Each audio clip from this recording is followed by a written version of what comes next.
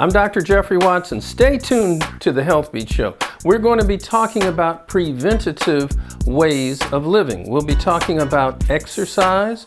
We'll be talking about eating regularly with 5 minutes of flavor and down-home healthy cooking.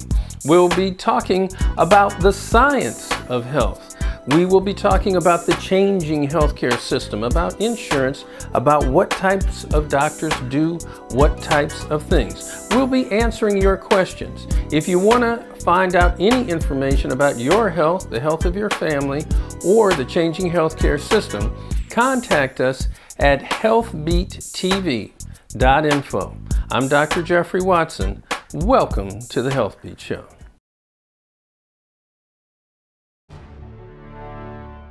Okay, welcome back to the Healthbeat Show. We are here with none other than world champion, Olympic gold medalist, Andre Ward. How you doing, Dre? Doing good, Doc. Good to be here. Yeah, man, it's good to be back with. It's good to see you again. And you know, everybody wants to know, where have you been? Where you been, man? Man, I've been around. I've been training. I've had some legal issues with my promoter the last couple of years. Been fortunate to get through that stuff. I got a new team now, Rock Nation Sports, Jay-Z's company, and just a fresh new vigor for the sport and for my craft, and I'm back. For those of you who don't know, and all of you should know, this is a homeboy. This is a homeboy from town, and Virgil Hunter is a great coach. They both came up right here in the Bay in the Oakland area. Tell us a little bit about your upbringing in the world of boxing. I started at 9 years old. My father, Frank Ward, and Virgil, they started me out in the sport, and it was just a dream. It was just something that that I wanted to do. Thought I wanted to learn the craft, and then we just started to progress and get better and better. And next thing you knew, I started to win local tournaments, and then all of a sudden regional, and then national tournaments. And then we looked at each other and said, "Man, we may have something." And then we started to realistically make the Olympics, the 2004 Olympics, an actual goal of ours, and not just to be there, but to win a gold medal, and we did that. 2004, that dream came true, represented the city of Oakland, the Bay Area as a whole, and my country, and now I'm a two-time world champion, and I feel like the best is yet to come. Do you still have it? I think I do.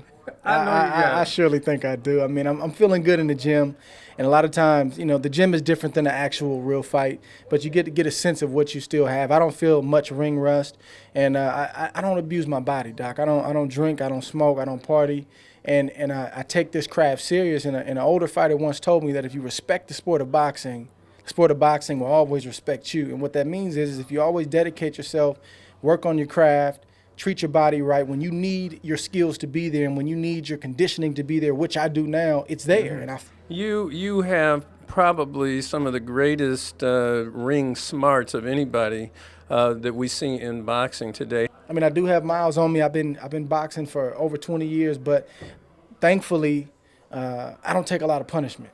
You're going to get hit in boxing, you're going to take some shots, but I don't get excessively hit. I don't get hit and beat up and different things like that. And again, I try to take care of my body outside the ring. So with those two ingredients, God has blessed me to get to this point and still feel strong, still feel like I have a lot left. And the goal is to continue to box until I feel like it's time to go. I don't want my body to tell me it's time to go. I want to say, you know what, I've had my fair share, I've had my run, and I'm done. So that's the goal.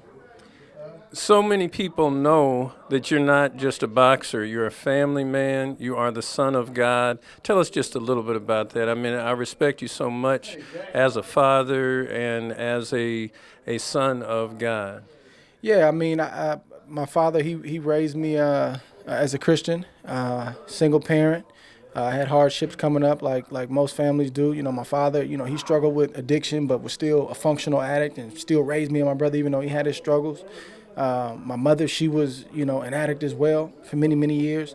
A lot of people don't know that. Now she's given her life to God and she's back in my life. And I went through rough times as a kid like anybody else. It was times where I didn't want to box no more. It was times where the streets started to kind of pull on me and I started to get distracted. But, having individuals like Virgil, having individuals like my father that just didn't care about the boxing part but that cared about me as a man, they helped pull me back in, got me refocused. I went and won that medal, like I said. And right around that time, I met my high school sweetheart, which is now my wife, Tiffany Ward, and we've been together ever since. And we've, kind of beat the odds, so to speak. And I give all glory to God for that.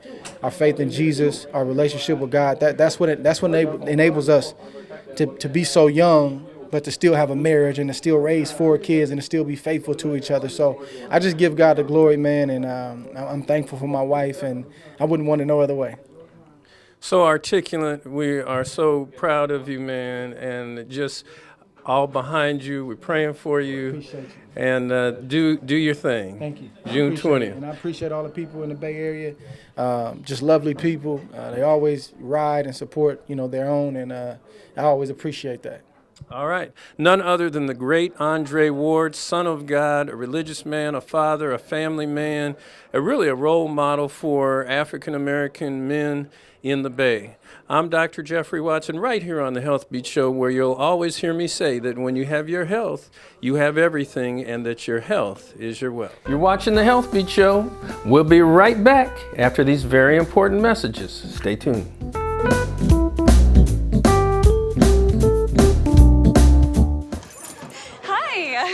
You think you're probably sober? Yeah. But you're thinking about taking the back roads home, just in case. Why would you do that? Probably okay isn't okay. Call a cab, a car, or a friend. Good choice. Welcome to the Healthbeat Show. I'm Dr. Jeffrey Watson, and we're going to be talking now a little bit about cardiovascular disease and how do you diagnose heart disease or someone who's about to have a stroke. Joining me is none other than Mr. Ben Argente. Did I pronounce it right? Yes. Okay, Ben. Good to see. Ben is a ultrasound technologist. Am I correct in stating that? And he works with a company called Silicon Valley Medical Imaging. And at that, the main office, you have MRI scans, you have CT scans, you have X-rays, you have ultrasounds, you have nuclear medicine tests, you have all these great tests, and it's run by none other than the great Dr. Chandek, who is a double-boarded, Harvard-trained, very sharp physician who helps us to diagnose a lot of different things. But right here in the office at the James A. Watson Wellness Center, you come in and help us to screen people, to do our screen in 2017 to prevent heart disease. Now, with the ultrasound that you have, what kind of tests can you do? We do various studies. We do which is the carotid ultrasound for the stroke screening. That's in the neck. Yes, correct. Okay, right you just rub a microphone on it. Yeah. Okay. And then we do also the lower extremity Doppler ultrasound. So you rub it on the legs to look for blockage of blood flow. Correct, doctor. You're also looking for the blockage up here. Yes. Okay. And we also do the echocardiogram. So that's the heart test. You rub a microphone right on the heart, and you can see how well it's squeezing. Correct. And if there's blockages in it. Now, when you're a technologist, when you do those tests, are you able to actually see the blockage yourself? I mean, you've been doing this for how long? 7 years. 7 years. Yes. And though you're not a doctor, but you have some pretty good experience, and you can kind of tell if you see a blockage. Is that correct? Yes, that's correct, doctor. Usually, when we do the carotid ultrasound, we do we use the color Doppler to see if there's any blockage, and we do also the velocity that could tell if there's any peak or abnormal peak velocity. Any abnormal flow. Flow, correct. So, we've been very fortunate in that you actually have been able to come over and tell me when you've seen somebody that has a complete blockage or close to complete blockage.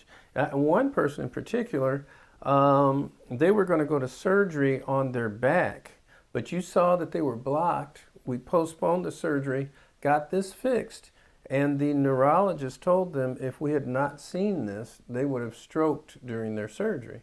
So we really appreciate the fact that we can screen in 2017 and find heart disease, prevent strokes, prevent peripheral vascular disease. And then today, you've got some patients that you're going to actually demonstrate how the test is done. Yes, doctor. Okay. Well, thank you, Mr. Ben Argentine, for being here and working with us to do these studies. And I look forward to seeing how they go. My pleasure. Okay. Good to see you. Okay. All right, Mr. Cooley, how you doing today? All right, my name is Ben. I'm the ultrasound technologist. I'm doing good, thank you. We'll go ahead and do your ultrasound that Dr. Watson ordered. We're going to be going to this room, and we'll get started. Okay, have a seat here, sir. And before we start, I'm just going to ask you a few questions. All right, we're going to be doing 4 ultrasound tests that Dr. Watson ordered, which is the carotid artery ultrasound for stroke screening. We're going to be doing the leg ultrasound, arterial and venous for both legs. Okay. We're going to check your circulation of your arteries, make sure there's no clogged arteries. Okay. We're going to check your legs for blood clot. Right. Make sure you have the blood clot. We're going to rule it out. And also we're going to do the echocardiogram for ultrasound of the heart. Okay. That'll be the last test. When we scan your legs, we're going to start from the groin area going down to the ankle. Okay. To do the arteries and veins, and then so for that, let's see, I'm gonna need access to the groin area. So I'm gonna have you probably take the shorts off. I'll see you in a bit. Just let me know when you're ready. Okay, I'm ready.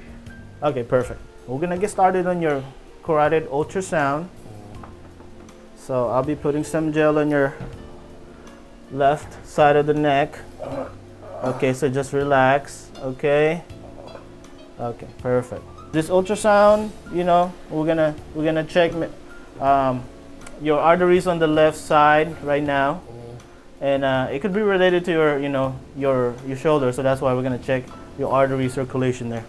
So let's do the right side of the neck. Okay. All right. So let's start from the groin area with this one. We're gonna check the arteries of the legs. Okay. So just relax. So we're going to be doing the lower extremity artery Doppler. So just trying to make sure you have no narrowing or stenosis of arteries of the legs. All right, so we're going to do the left leg here. All right, so we just finished the arteries of the legs Doppler. We're going to do your veins of the legs. Okay, this is the third test. Okay. This one is for the blood clot. So we're gonna go to the same location.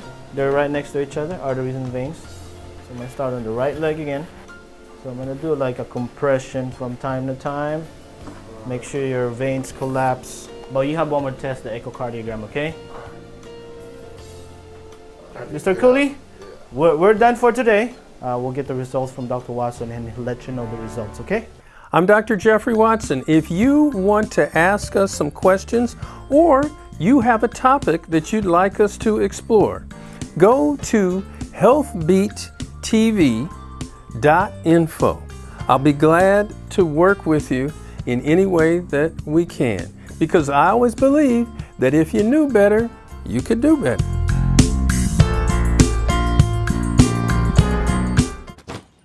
Hart, what's going on? I'm leaving. Why? What did I do? Not enough. The pressure's too much. I quit. I get it. I can do better. Just please, don't leave. Don't let your heart quit on you. Get your uncontrolled high blood pressure to a healthy range before it's too late. Here's your health tip of the day. One of the main things that you want to do is try to get 8 hours of sleep. 8 hours of sleep will help you to think clearer. It will help you on your job. It'll help you with driving. It'll help you in school. Rapid eye movement sleep is the sleep that is deep sleep that helps your memory and helps you to feel refreshed. Go to bed, turn out the lights, get rest. Because if you knew better, you could do better. Get some sleep. Well, Thomas, you've got prediabetes. But with more exercise and a change in diet, it can be reversed. I've tried exercising. It just makes me hungry for bacon. I love bacon, too. And who really likes to exercise? Not me. Me neither. Nobody. So we're good? What? Oh, you still have prediabetes. Big time.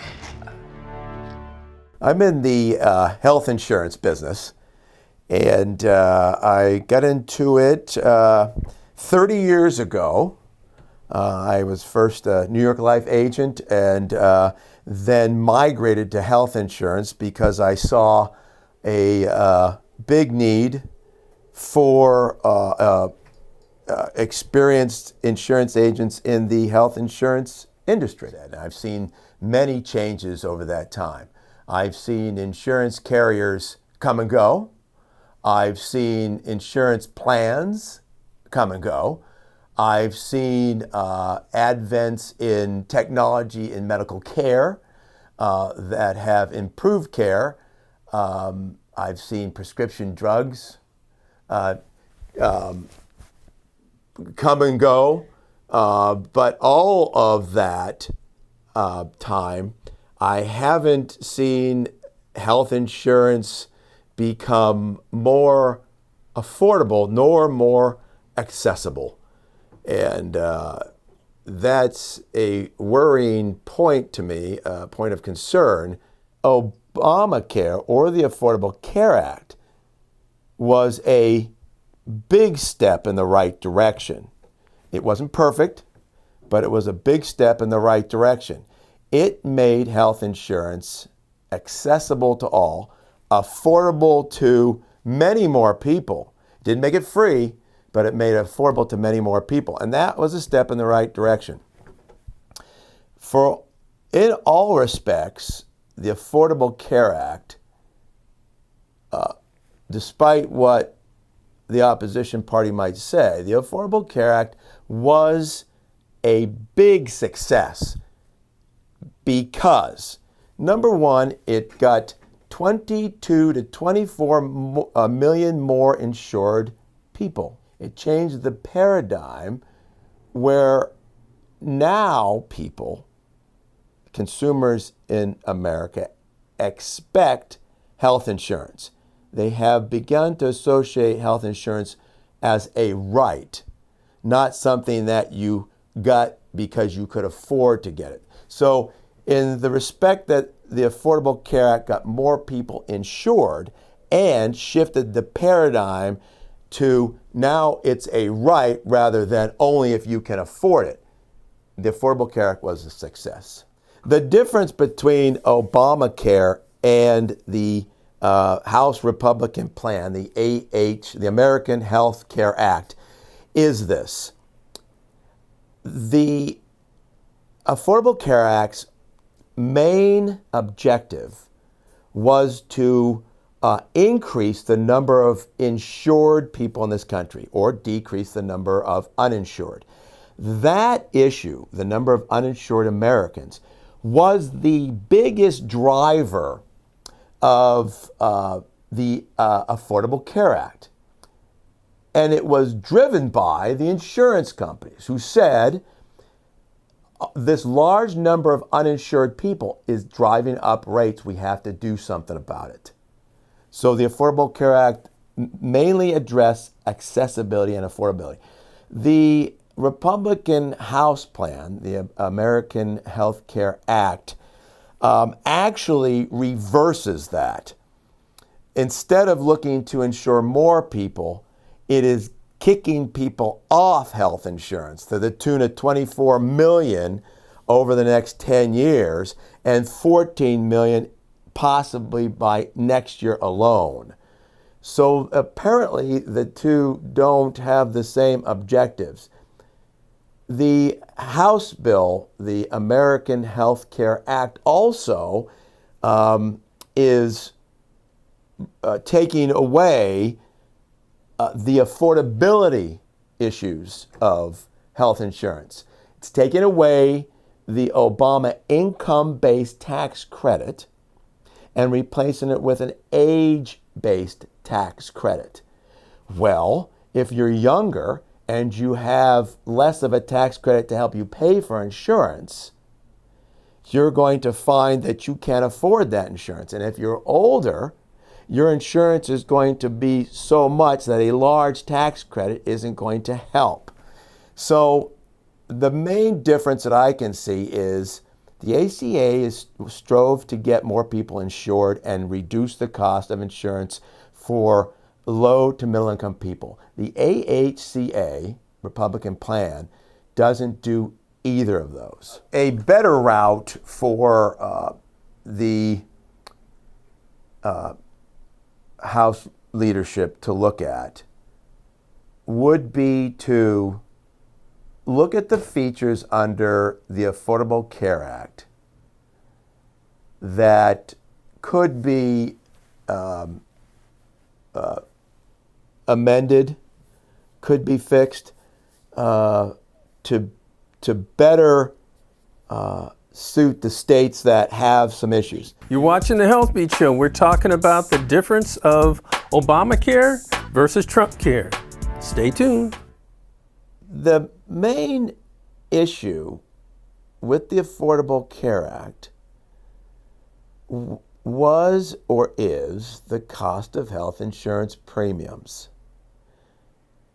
Other than that, the ACA is a solid healthcare policy. To affect the health insurance premiums, we need to address health care cost. If I were in the Republican leadership, they have control of the House and the Senate and the President, that would be the area that I would focus on most, the cost of health care in this country. And it's a big, complicated thing to address. But that would be the one of the places to start. I think that the people have come around to the fact that Obamacare is working. They recognize that they now are able to get insurance and they can afford to get insurance, and they don't want to lose their health insurance. So the reason it's largely a issue of education, if you will. If we can educate people, or people can be educated as to the advantages of Obamacare, they will more readily, they are beginning to more readily accept it, but they would find it more popular. The American Health Care Act is flawed in many ways. It pushes the health care responsibility onto the states and then doesn't provide the funding to do that. It will also take away the guaranteed issue provision under the ACA and replace it with a state option to allow insurers to charge more for pre-existing conditions. And if you can charge more for pre-existing conditions, of course the insurers will take advantage of that. People will find themselves paying a lot more for their insurance, just like we had before the ACA came into place, where insurance companies medically underwrote you, rated you up if you had anything at all going on, or could simply decline you altogether. Now, insurance companies can't decline you under the AHCA, but they can push you into the high-risk pool. And in California, the high-risk pool didn't work. It was too expensive to get into. The benefits were lousy, and it closed off after a few years. So even with a high-risk pool in California, we had too many people with pre-existing conditions that couldn't get coverage. And it was a sad thing when people would come into our office, apply for coverage, be declined, and we couldn't even route them into the high-risk pool in California. That was all things that were going on before 2010 when Obamacare went into effect. If you want to get on my newsletter list, you can simply go to our website, mjcemployeebenefits.com, and send me a little note and we'll put you on my newsletter. You're watching the Healthbeat Show. We'll be right back after these important messages.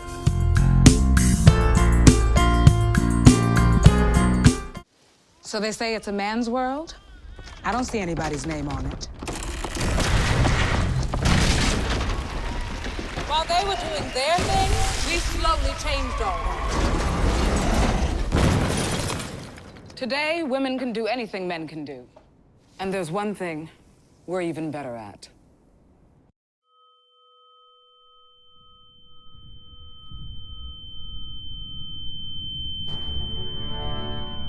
I'm Dr. Jeffrey Watson. Thanks for being with us on this episode of the Healthbeat Show, where we try to educate you about different aspects of healthcare, about eating right, exercising right, what you can do to help yourself, how to access the healthcare system, what kind of questions to ask, what you should do for any particular disease state. Because I always believe that your health is your wealth, and when you have your health, you have everything. I'm Dr. Jeffrey Watson. We'll see you next time.